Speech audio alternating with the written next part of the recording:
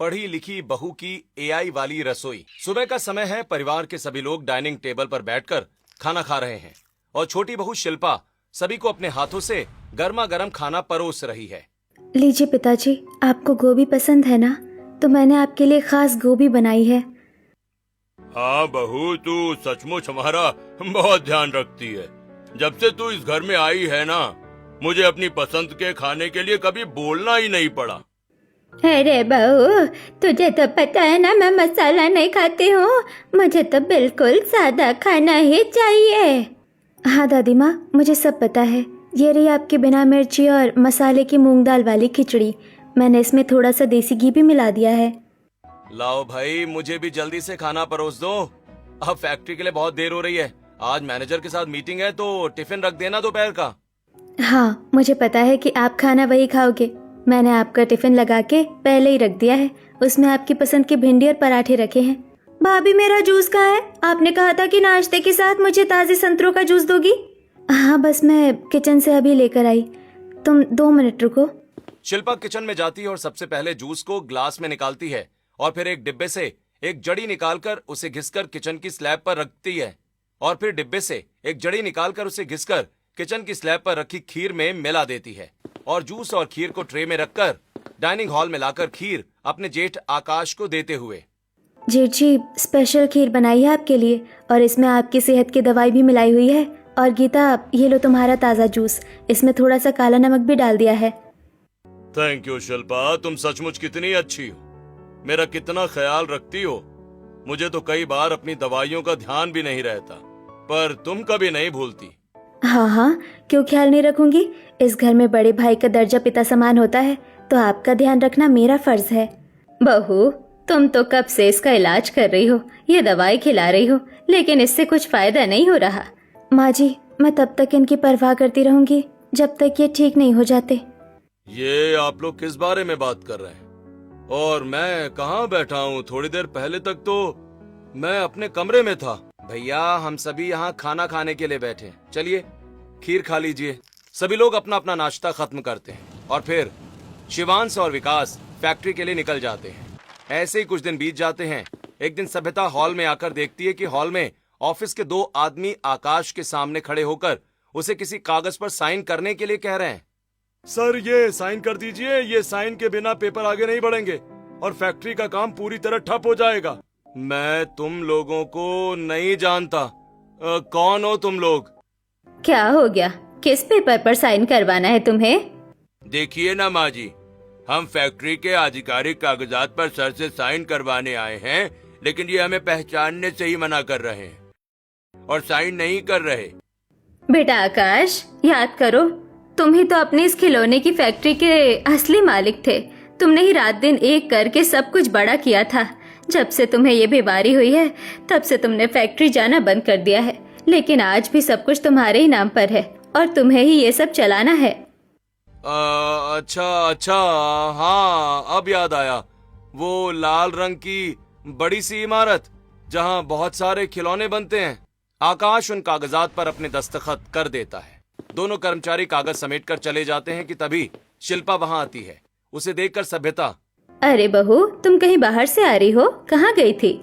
अरे माँ जी, वो जेठ जी की दवाई खत्म हो गई थी ना, तो मैं बस दवाई लेने के लिए गई थी। देखिए, मैं पूरी 1 महीने की दवाई ले आई हूँ। हाँ बहू, कुछ तो अच्छा हो जिंदगी में। मैं तो बस इस इंतजार में बैठी हूँ कि इस दवाई से मेरे बच्चे को थोड़ा आराम लग जाए। हाँ हाँ, आप चिंता क्यों करती हो माँ जी? वैद्य जी ने कहा है कि आयुर्वेदिक दवाइयाँ हैं, इसलिए दवाइयों का असर होने में समय लगता है, पर आराम जरूर लग जाएगा। शिल्पा किचन में जाती है और जूस में थोड़ी सी दवाई मिलाकर हॉल में लाकर आकाश को दे देती है। धीरे धीरे समय बीत रहा था, लेकिन आकाश की तबीयत में कोई भी सुधार नहीं हो रहा था। एक दिन सभ्यता बैल्कनी के तार पर कपड़े फैला रही थी। तभी बगल वाली बैल्कनी से पड़ोसन शांति सभ्यता से बातें करते हुए, अरे बहन सभ्यता, मैं तो कल से तुम्हारे घर आने की सोच रही थी, पर समय ही नहीं मिला। मुझे तो तुम्हें बहुत ही जरूरी बात बतानी है। हाँ हाँ, बताओ ना शांति बहन। तुम्हारे बड़े बेटे आकाश के लिए एक लड़की नजर में आई है। लड़की का नाम रश्मि है। बहुत सुंदर है, संस्कारी और सुशील, घर के सारे काम जानती है। बस एक बात है, उसने बीटेक इंजीनियरिंग की पढ़ाई की है, पर लोग कहते हैं उसका दिमाग थोड़ा हटके है। हटके? इसका क्या मतलब हुआ बहन? क्या उसे भी कोई दिमागी परेशानी या कोई बीमारी है? पूरी बात साफ साफ बताओ। कुछ खास नहीं, बस पढ़ाई के चक्कर में थोड़ी अलग सी बातें करती है। लोग कहते हैं कि वो थोड़ी कम अकल की है और दिमाग से थोड़ी दिक्कत है उसको। बहन, मेरा बेटा भी तो वैसा ही है, उसमें भी तो इतनी बड़ी कमी है। कौन अपनी भली चंगी बेटी हमारे घर देगा? तुम ऐसा करो कि बात चलाओ। ठीक है बहन, मैं आज ही रश्मि के माता पिता से बात करती हूँ। शांति कॉल करके रश्मि के माता पिता से बात कर लेती है और अगले ही दिन रश्मि को देखने का प्लान फिक्स करवा लेती है। अगले दिन सभी लोग रश्मि को देखने के लिए उसके घर आते हैं। रश्मि सभी के लिए चाय नाश्ता लेकर आती है और नाश्ता बनाकर टेबल पर रखकर बैठ जाती है। सभी लोग नाश्ता करते हैं। उसके बाद रश्मि की माँ सुमित्रा मेहमानों से, वैसे तो लोग कहते हैं कि मेरी बेटी के दिमाग में प्रॉब्लम है। वो ज्यादा किसी से मिलती विलती नहीं है और पढ़ पढ़ कर पागल हो गई है, लेकिन हमको कभी ऐसा कुछ नहीं लगा। हाँ, बस अपनी ही धुन में रहती है। ये आगे पढ़ने के लिए विदेश जाना चाहती है, लेकिन हमारे पास इतने पैसे नहीं है इसकी पढ़ाई का खर्च उठा सकें। महेश जी, हम आपसे कुछ भी छिपाना नहीं चाहते। हमारे बेटे आकाश में भी बहुत बड़ी कमी है। ये अक्सर अपनी याददाश्त खो बैठता है और अजीब सा बर्ताव करता है। शिवांश ऐसा कह ही रहा था कि तभी आकाश चारों तरफ देखते हुए अपनी माँ से, हम कहाँ हैं माँ? ये किसका घर है? हम इन अनजान लोगों के बीच में क्यों बैठे हैं? चलो ना, मुझे अपने घर जाना है माँ, अपने घर चलो ना। देखा आपने, यही तो इसकी सबसे बड़ी प्रॉब्लम है। ये अचानक सब कुछ भूल जाता है और घबरा जाता है। अरे भैया शांत हो जाइए, हम यहाँ आपके लिए लड़की देखने आए हैं। सामने जो चाय परोस रही है वही आपकी होने वाली दुल्हन है। अच्छा अच्छा, लड़की देखने आए हैं? हाँ हाँ हाँ, ये तो बहुत सुंदर है। रश्मि चाय की ट्रे रखकर आकाश को ध्यान से देखती है। नाश्ता करने के बाद सभ्यता रश्मि की माँ से, भाई हमें तो रश्मि बहुत पसंद आई। हमारी तरफ से ये रिश्ता पक्का है। आप लोग भी सोच समझकर जवाब दे दीजिएगा, फिर शादी की तैयारी करेंगे। उसके बाद सभी मेहमान चले जाते हैं। मेहमानों के जाने के बाद सुमित्रा अपने पति से, नहीं, बिल्कुल नहीं। ऐसे पागल लड़के को मैं अपनी बेटी कभी नहीं दूंगी। मेरी बेटी की जिंदगी बर्बाद हो जाएगी। हाँ, सुमित्रा सही कह रही है। भले ही मेरी बेटी थोड़ी अलग है, पर इसका मतलब ये नहीं कि हम ऐसे भुलक्कड़ लड़के से अपनी बेटी की शादी कर दें। मैं कल ही उन लोगों को फोन करके मना कर देता हूँ। नहीं माँ, मेरी शादी वही कर दो। मैं अपनी जिंदगी में जो कुछ करना चाहती थी वो अपनी आर्थिक तंगी की वजह से नहीं कर पाई। कम से कम वो परिवार बहुत अमीर और पैसे वाला है। हो सकता है वहाँ मुझे मेरी रिसर्च के लिए सही माहौल मिल सके। पर रश्मि तो समझ नहीं रही है, वहाँ का माहौल कैसा होगा? लोग तुझे पागल समझते हैं और वो लड़का पहले से मानसिक रूप से बीमार है। लोग मुझे पागल कह दे, पर मैं पागल थोड़ी हूँ। मुझे पता है कि मुझे अपनी जिंदगी में क्या करना है। आप बस इस शादी के लिए हाँ कह दीजिए। महेश एक गहरी सांस लेता है और फोन करके लड़के वालों को हाँ कह देता है। शादी पक्की होने की खबर मिलते ही आकाश के घर में उत्सव का माहौल बन जाता है। सभी लोग हॉल में नाच रहे थे। तभी उनके, वाह, क्या जोड़ी मिलाई है भगवान ने। अच्छा है ना, जैसे जेठ जी का दिमाग कम है वैसे ये नई आने वाली लड़की भी कम दिमाग की है। कुछ दिनों के बाद ढोल नगाड़ों की गूंज और जगमगाती लाइट्स के बीच बारात निकलती है और आकाश और रश्मि की धूमधाम से शादी हो जाती है। छोटी बहू शिल्पा आरती की थाली सजाकर दुल्हन का स्वागत करते हुए, आइए जेठानी जी, आपका इस घर में बहुत बहुत स्वागत है। आज से ये घर आपका ही है। धन्यवाद देवरानी जी। रश्मि अपने दाहिने पैर से चावल के कलश को गिराकर गृह प्रवेश करती है और अपने कमरे में जाकर आराम करती है। अगली सुबह पूरा परिवार हॉल में बैठा हुआ है। रश्मि हाथों में लाल चूड़ा और सिर पर पल्लू लिए बुजुर्गों के पैर छूती है। तभी दादी सास आरती, बहू, आज तुम्हारी पहली रसोई है और रीति रिवाज के अनुसार तुम्हें ही पूरा खाना बनाना है। बताओ तुम क्या क्या बना लेती हो? मुझे तो खाना बनाना बिल्कुल नहीं आता। रसोई के बर्तनों का ज्ञान भी नहीं है। अब मैं इन्हें क्या बोलूं? अगर सच बता दिया तो पहले ही सुबह इज्जत चली जाएगी। अब दादी माँ, आप बिल्कुल चिंता मत कीजिए। आपको जो खाना पसंद हो आप बस बता दीजिए, मैं सब कुछ बना दूंगी। आज पहली रसोई में दाल तड़का, सीख कबाब और सोया चाप जरूर बनाना। और हाँ, मीठे में रसगुल्ला जरूर होना चाहिए। इसके अलावा वेज बिरयानी भी बना लेना। ठीक है दादी माँ, मैं ये सब नोट कर लेती हूँ। आप जैसा कहेंगी बिल्कुल वैसा ही खाना तैयार मिलेगा। रश्मि अपनी साड़ी के पल्लू के नीचे से एक छोटा सा अत्याधुनिक टैबलेट निकालती है और बड़ी तेजी से दादी द्वारा बताए गए सभी व्यंजनों के नाम उसमें टाइप करने लगती है। बहू, एक बात का हमेशा ध्यान रखना, हमारे इस खानदानी घर में किसी मोबाइल की ऑनलाइन रेसिपी नहीं बल्कि हाथों का असली स्वाद चलता है। हाँ बहू, तुम्हारी दादी सास सही कहती है, जो भी बनाना मन से बनाना, जरा से भी गड़बड़ी नहीं होनी चाहिए, क्योंकि इस घर में सभी लोग अच्छे खाने के बेहद शौकीन हैं। हाँ हाँ जरूर माँ जी, आपकी दी हुई हर हिदायत का मैं ध्यान रखूंगी। उसके बाद रश्मि रसोई में जाकर दरवाजे को अंदर से बंद कर देती है। फिर वो अपने गले में लटके पतले से वायरलेस हेडफोन को सही करती है और फिर अपने पेटीकोट के जेब में रखा पर्स निकालकर उसमें से एक एआई स्कैनर निकालते हुए अपने आप से, दादी अम्मा ने तो कहा है कि मोबाइल की रेसिपी नहीं चलेगी। अब अगर मैं इन्हें बताऊंगी कि मैं एआई से पूछ पूछ कर बना रही हूँ तो वो बहुत गुस्सा करेंगी। ऐसा करती हूँ कि अपना एआई स्कैनर यहाँ मसालों के पीछे इंस्टॉल कर देती हूँ और अपने टैबलेट से कनेक्ट कर लेती हूँ। रश्मि उस स्कैनर को मसाले के डिब्बे के पीछे कोने में इंस्टॉल कर देती है। स्कैनर के जलते ही उसके फोन पर एक नीली लाइट जलती है। रश्मि अपने कान में लगे हेडसेट को छूती है और एआई वॉइस असिस्टेंट को एक्टिवेट करते हुए, एलेक्सा, मुझे बताओ कि सोया चाप कैसे बनानी है, शुरुआत कहाँ से करूँ? एआई पूरे किचन को स्कैन करके बताना शुरू करता है। सोया चाप की सब्जी बनाने के लिए सबसे पहले फ्रिज के निचले रैक में रखे हुए सोया चाप के पैकेट को बाहर निकाल ले। रश्मि तुरंत फ्रिज खोलती है और ठीक उसी रैक से सोया चाप का पैकेट निकाल लेती है। अब इसे साफ चाकू से छोटे छोटे गोल टुकड़ों में काट ले और एक बर्तन में रख ले। एलेक्सा, मुझे ये बताओ कि मसालों के डिब्बे कहाँ रखे हैं? मुझे नहीं पता कि धनिया कौन सा है और मिर्च कौन सा। अपने दाहिने तरफ मुड़े, वहाँ दूसरी शेल्फ पर लाल रंग का मिर्च का डिब्बा है, उसके ठीक बगल में धनिया का डिब्बा है और हल्दी का डिब्बा बाईं ओर रखा है। ऊपर देखे, गरम मसाले का काला डिब्बा वहाँ मौजूद है। रश्मि सारे डिब्बों को निकालकर एआई से, एलेक्सा, अब क्या करना है? अब इन सभी मसालों को 2 चम्मच ताजे दही से मिलाकर एक गाढ़ा पेस्ट बनाएं और कढ़ाई में धीमी आंच पर भूनें। रश्मि एआई के निर्देशों का हूबहू पालन करती है। वो कढ़ाई चढ़ाती है, मसालों को भूनती है और ढक्कन बंद करते हुए, एलेक्सा, इसे कितनी देर तक पकाना है? कढ़ाई में जलने की महक तो नहीं आएगी? कम से कम 15 मिनट धीमी आंच पर पकने दे। तब तक आप बाकी के पकवानों और आटे की तैयारी कर लें। ठीक है एलेक्सा, मैं तब तक पराठों के लिए आटा गूंद लेती हूँ। ठीक 15 मिनट बीतते हैं। रश्मि आटे की परात अलग रखती है। तभी उसके कान के हेडफोन में एक बीप की आवाज गूंजती है। अलर्ट! आपकी सोया चाप की सब्जी पूरी तरह तैयार हो चुकी है। कृपया करके तुरंत गैस बंद कर दे। रश्मि तुरंत गैस बंद कर देती है। इसी तरह एआई स्कैनर की मदद से वो दाल तड़का, वेज कबाब, बिरयानी और रसगुल्ले भी पूरी सटीकता से तैयार करके डाइनिंग टेबल पर लगा देती है। सभी लोग खाना खाना शुरू करते हैं, खाना खाकर आरती तारीफ करते हुए। सचमुच बहू, बड़ी बहू ने तो बहुत ही लाजवाब खाना बनाया है। मसालों का ऐसा स्वाद मैंने सालों बाद चखा है, बिल्कुल हमारी पुरानी खानदानी रसोइयों जैसे। छोटी भाभी, आज तक आप ही सबसे अच्छा खाना बनाती थी, लेकिन आज तो बड़ी भाभी ने आपसे भी कई ज्यादा अच्छा खाना बनाया है। कमाल कर दिया भाभी, बहुत टेस्टी खाना बनाया है।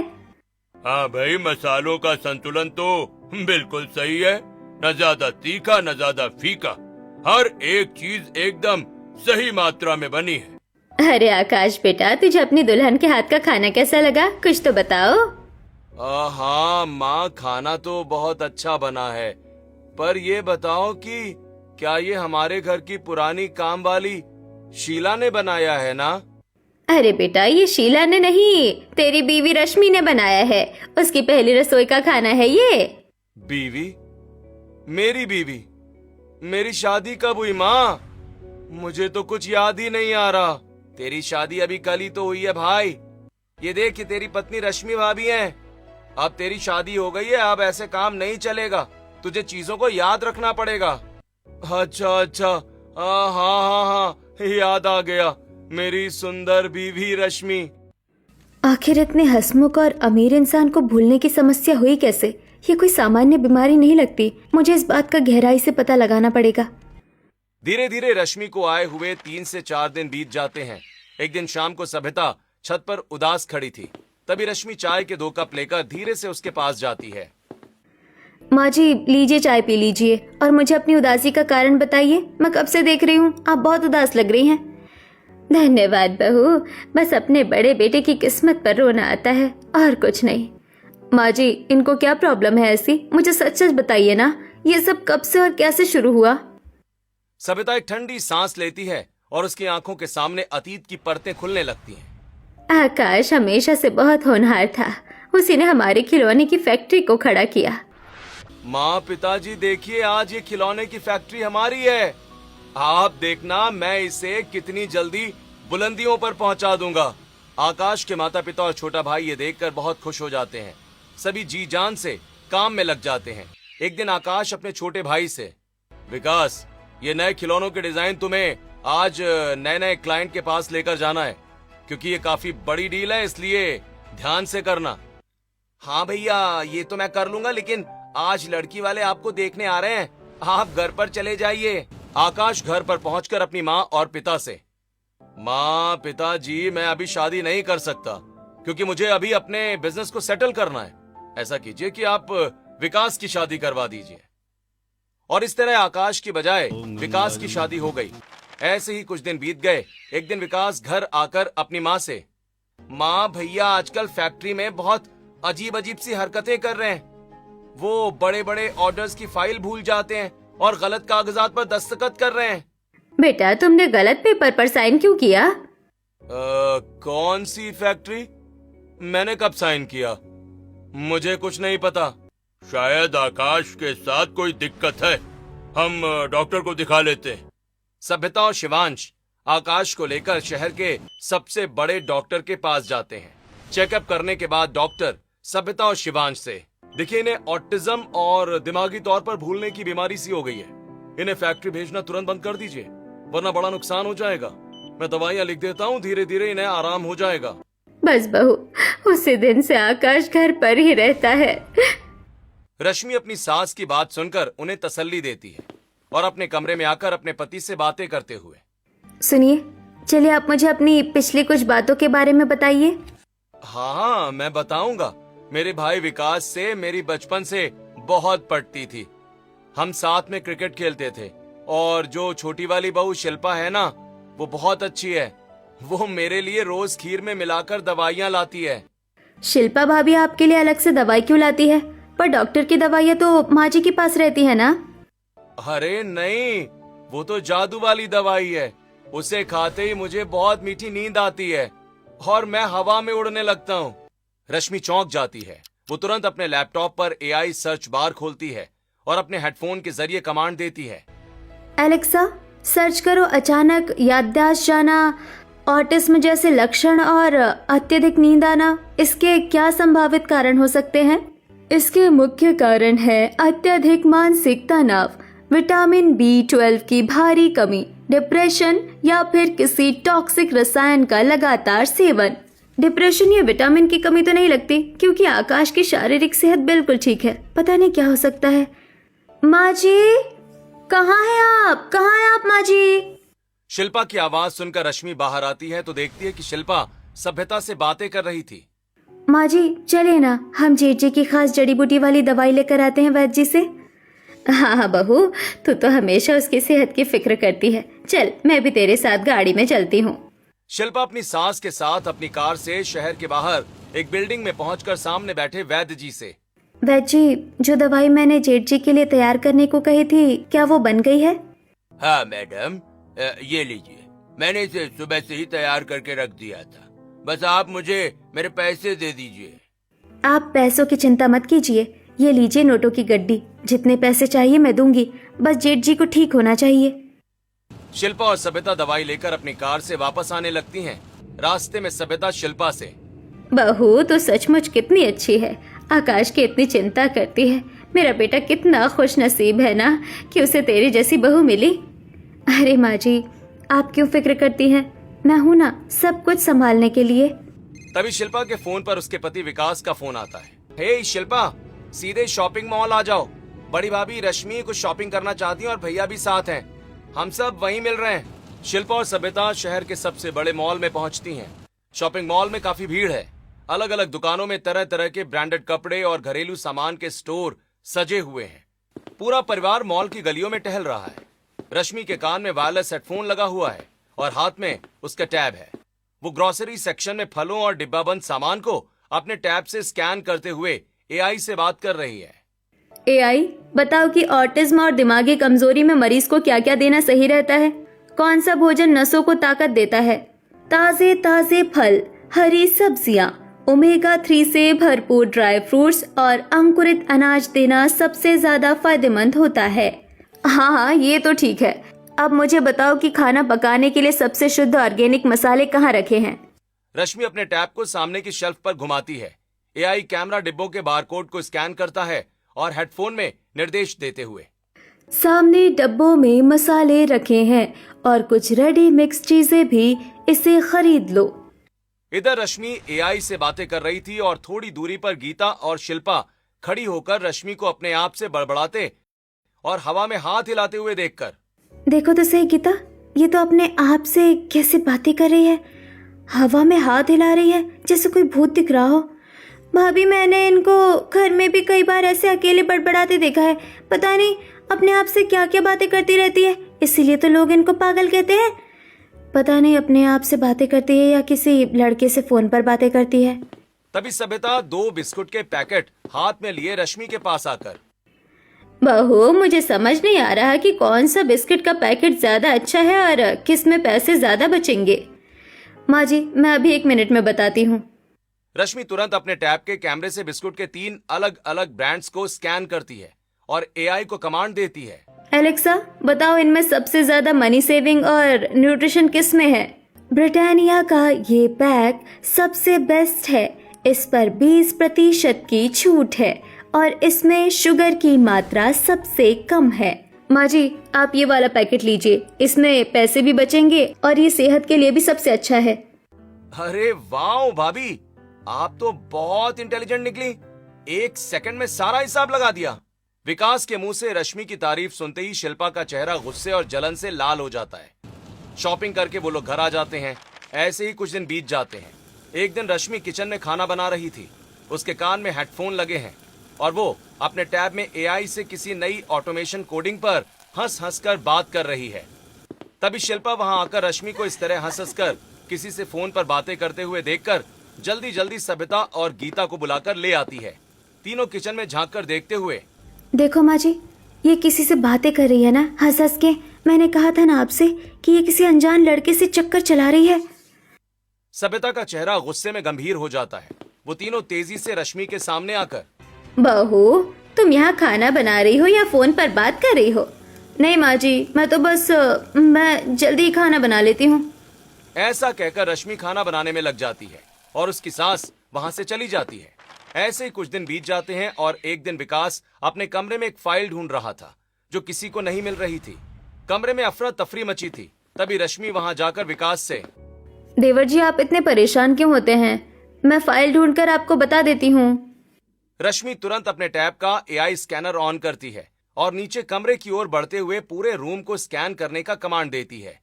टैब का सेंसर बेड के नीचे पड़ी फाइल को डिटेक्ट करके रश्मि से, फाइल बेड के नीचे पड़ी है। माँ जी, फाइल तो पलंग के नीचे पड़ी हुई है, थोड़ा अंदर खिसक गई थी। विकास हाथ बढ़ाकर बेड के नीचे से फाइल निकालते हुए, अरे हाँ, ये तो यहाँ पड़ी थी। भाभी, आपको कैसे पता चला? अरे वो मुझे यही बाहर से कोने से थोड़ी सी दिख रही थी, इसलिए मैंने अंदाजा लगाया। रश्मि घर वालों को अपने एआई स्कैनर के बारे में इसलिए नहीं बताती क्योंकि पहले ही दिन दादी माँ ने रश्मि को मोबाइल के लिए डांट लगा दी थी। सभी लोग रश्मि की बहुत तारीफ करते हैं। शाम के समय आकाश बालकनी में बैठा हुआ है। रश्मि उसके पास जाकर, सुनिए, आपको खाने में क्या क्या पसंद है? आज मैं आपकी मनपसंद का खाना बनाऊंगी। मुझे तो चाइनीज नूडल्स बहुत पसंद है और मुझे चाइनीज बर्गर भी बहुत पसंद है। ठीक है, आज मैं खाने में आपके लिए यही सब बनाऊंगी। रश्मि सीधे रसोई में जाती है और दरवाजा बंद करके एआई को कनेक्ट करते हुए, एलेक्सा, मुझे बताओ कि ये चाइनीज नूडल्स और बर्गर कैसे बनते हैं? सबसे पहले नूडल्स को उबलते पानी में थोड़ा नमक और तेल डालकर उबलने रख दें। रश्मि नूडल्स को उबालने के लिए रख देती है। तब एआई, अब 5वें नंबर का डिब्बा निकालिए, उसमें ऑरिगेनो है, उसके बगल वाले डिब्बे में चिली फ्लेक्स है, इन दोनों को ऊपर से छिड़किए। एआई रश्मि को कमांड देती है और रश्मि नूडल्स बनाते हुए एआई से बातें करती है। एलेक्सा, अगर तुम ऐसे ही मुझसे खाना बनवाती रहोगी तो मैं तो खुद ही एक दिन बहुत बड़ी शेफ बन जाऊंगी। बिल्कुल, मेरे निर्देशों के साथ आपकी ट्रेनिंग पूरी हो रही है। रश्मि हंसने लगती है। तभी रसोई के दरवाजे को हल्का सा खोलकर शिल्पा सभ्यता और गीता को लेकर झांकते हुए। देखिए माँ जी, मैंने कहा था ना, ये अकेले किचन में बंद होकर किसी लड़के से हंस कर फोन पर बातें करती है। तभी सभ्यता दरवाजे को पूरा खोलकर रश्मि से, बहू ये क्या हो रहा है? तुम किससे बातें कर रही हो अकेले में? अब नहीं माँ जी, बस कुछ नहीं, मैं तो खाना बनाते हुए अपने मन में ही दोहरा रही थी। ठीक है, अब फोन साइड में रखो और जल्दी से खाना टेबल पर लगाओ। कुछ देर के बाद पूरा परिवार डाइनिंग टेबल पर बैठा है। नूडल्स, वेज बर्गर और रोल देखकर सभी लोग खुश हो जाते हैं और खाना खाने लगते हैं। अगले दिन पूरा परिवार अपने खिलौनों की फैक्ट्री में घूमने जाता है। तभी फैक्ट्री का पुराना मैनेजर हाथ में एक फाइल लेकर विकास के पास आता है। साहब, आप आए हैं तो थोड़ा हिसाब किताब भी देख लीजिए ना। काफी दिनों से खातों में बहुत बड़ी गड़बड़ी चल रही है और नुकसान हो रहा है। विकास फाइल को खोलकर देखते हुए, क्या गड़बड़ है मैनेजर? मैं तो सारे बिल सही भर रहा हूँ, फिर नुकसान कहाँ से हो रहा है? रश्मि अपने टैब से पूरे लेजर और कच्चे माल के बिलों को स्कैन करती है और एआई को डेटा एनालाइज करने का कमांड देती है। खाते में गड़बड़ी का कारण ये है कि जो प्लास्टिक रॉ मटेरियल खरीदा गया है उसका बाजार भाव कम है, पर बिल में दुगनी कीमत दिखाई गई है और माल भी वजन में कम आया है। देवर जी देखिए, हिसाब इसलिए गड़बड़ हो रहा है क्योंकि जो रॉ मटेरियल आ रहा है उसको लाने में धोखाधड़ी हुई है। सप्लायर कम माल देकर ज्यादा पैसे ले रहा है। अरे हाँ, ये तो मैंने ध्यान ही नहीं दिया। भाभी, आपने तो मिनटों में हमारा लाखों का नुकसान बचा लिया। सभी लोग ये देखकर बहुत खुश हो जाते हैं। शाम को पूरी फैमिली हॉल में बैठी है। तब सभ्यता रश्मि से, हमने सबने मिलकर फैसला किया है कि अब से फैक्ट्री का पूरा काम और वित्तीय जिम्मेदारी बड़ी बहू रश्मि ही संभालेगी। हाँ, आकाश बीमार है पर रश्मि बहुत होनहार और समझदार है। हमें इस पर पूरा भरोसा है। ये कौन सी बात है माँ जी? आप इस पागल और गैर जिम्मेदार औरत को पूरे बिजनेस की चाबी कैसे दे सकती हैं? ये अकेले में किसी अनजान लड़के से हंस हंस कर बातें करती है। ऐसी चरित्रहीन औरत के हाथों में आप फैक्ट्री सौंपेंगी? देवरानी जी, अपनी जुबान संभाल कर बात कीजिए। मुझ पर बिना किसी वजह के इतना बड़ा घिनौना इल्जाम मत लगाइए। बहू रश्मि, मैंने भी तुम्हें अकेले में बातें करते देखा है। क्या तुम्हारे पास अपनी बेगुनाही का कोई सबूत है? हाँ माँ जी, आप सब मेरे साथ रसोई में आइए, मैं आपको आज पूरा सच दिखाती हूँ। पूरा परिवार रसोई में इकट्ठा होता है। रश्मि मसालों के डिब्बे के पीछे छिपे हुए छोटे से एआई स्कैनर को बाहर निकालते हुए, देखिए माँ जी, मैंने यहाँ एआई स्कैनर और असिस्टेंट इंस्टॉल कर रखा है। लोग मुझे पागल इसलिए कहते हैं क्योंकि मैं टेक्नोलॉजी और एआई की पढ़ाई कर चुकी हूँ और हर चीज़ को ऑटोमेटिक कर सकती हूँ। मुझे खाना बनाना नहीं आता था, इसलिए मैं इस एआई से पूछ पूछ कर खाना बनाती थी और इसी से बात करती थी, किसी लड़के से नहीं। तुम झूठ बोल रही हो, ये सब मनगढ़ंत कहानी है। हमें इस डिब्बे पर भरोसा नहीं है। ठीक है, मैं अभी सबके सामने साबित करके दिखाती हूँ। रश्मि अपने कान से हेडफोन निकालकर स्पीकर पर डाल देती है और कढ़ाई चढ़ाती है। एलेक्सा, मुझे सूजी का हलवा बनाना है, बताओ क्या करूं? हमेशा की तरह आज भी मैं तुम्हारी मदद के लिए तैयार हूँ। 2nd नंबर की रैंक पर 5वें नंबर का सूजी का डिब्बा निकालो और धीमी आंच पर भून लो। रश्मि एआई की बातों को फॉलो करती है। अब कढ़ाई खोलकर चम्मच चलाओ वरना हलवा जल जाएगा। एलेक्सा, अब बताओ इस हलवे का स्वाद बढ़ाने के लिए मैं क्या मिलाऊं? केसर मिलाओ, 3रे डिब्बे में केसर रखा है। देखा आप लोगों ने, एआई हर चीज बताता है और गलत करने पर रोक भी देता है। देखिए, मैं आपको एक गलत डब्बा उठाकर बताती हूँ। रश्मि जानबूझकर एक गलत डिब्बा उठाती है। तब एआई, रुक जाओ, इस डिब्बे को मत छुओ, इसमें खतरनाक स्लो पॉइजन रखा है। ये इंसानी दिमाग की नसों को हमेशा के लिए अपाहिज बना देता है। ये सुनते ही पूरे परिवार के होश उड़ जाते हैं। Slow poison? क्या बकवास है ये? नहीं ससुर जी, यही बकवास नहीं करता। यदि ये कह रहा है तो जरूर से ये स्लो पॉइजन है। मैं डिब्बे को खोल कर देखती हूँ। रश्मि डिब्बे को खोल कर देखती है तो सभी लोग उस डिब्बे में रखी दवा को देखकर हैरान रह जाते हैं। क्योंकि ये वही दवा है जिसे शिल्पा आकाश के लिए लेकर आती है, उसे देखकर सभ्यता गुस्सा होते हुए। शिल्पा, सच सच बताओ कि ये दवा किस काम आती है और तुम इसे हमेशा विकास को क्यों पिलाती हो? क्योंकि मैंने भी ये बात नोटिस की है कि जब जब तुम इस दवा को विकास को पिलाती हो तो उसकी तबीयत ज्यादा खराब हो जाती है। शिल्पा, सच सच बता, वरना मैं अभी पुलिस को फोन करता हूँ। मुझे माफ कर दीजिए, मैं सब बताती हूँ।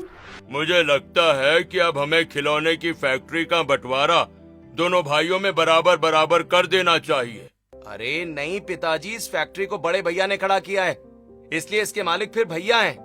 मैं तो बस भैया का असिस्टेंट बनकर काम करता रहूंगा और मैं भी हमेशा अपने भाई का ख्याल रखूंगा, कभी इसे किसी चीज की कमी नहीं होने दूंगा। परिवार के सभी लोग दोनों भाइयों के इस प्यार और अपनेपन से बहुत खुश हो जाते हैं, लेकिन वहीं शिल्पा मन ही मन। नहीं, मैं ऐसा नहीं होने दूंगी। सब कुछ मैं जेठ जी के नाम पर नहीं होने दूंगी। अगले दिन शिल्पा शहर के बाहर एक वैद्य के पास जाकर, आप मुझे कोई ऐसी दवाई दीजिए जो स्लो पॉइजन हो और धीरे धीरे करके जेठ जी को ऑटिज्म का शिकार कर दे। आपका काम हो जाएगा, बस पैसे तैयार रखिएगा। निकल जाओ इस घर से हमेशा के लिए। तुम जैसी लालची और जहरीली औरत की मेरी जिंदगी में कोई जगह नहीं है। हाँ शिल्पा, इससे पहले कि हमारा गुस्सा बेकाबू हो जाए तो इस घर से दफा हो जा। तलाक के कागज तेरे घर पहुंच जाएंगे। शिल्पा बिलख बिलख कर रोती हुई अपने सामान के साथ घर से बाहर निकाल दी जाती है। माँ जी, आप उदास मत होइए। अब इस स्लो पॉइजन का असर धीरे धीरे खत्म हो जाएगा। मैं एआई न्यूट्रिशन और सही डॉक्टरों की मदद से अपने पति को बिल्कुल ठीक कर लूंगी। रश्मि के सही खानपान, एआई की मदद से तैयार थेरेपी और सही इलाज से आकाश पूरी तरह स्वस्थ हो जाता है। उसकी याददाश्त वापस आ जाती है। आकाश और रश्मि दोनों एक साथ खिलौने की फैक्ट्री में बैठकर मुस्कुराते हुए बिजनेस की नई ऊंचाइयों को संभालते हैं।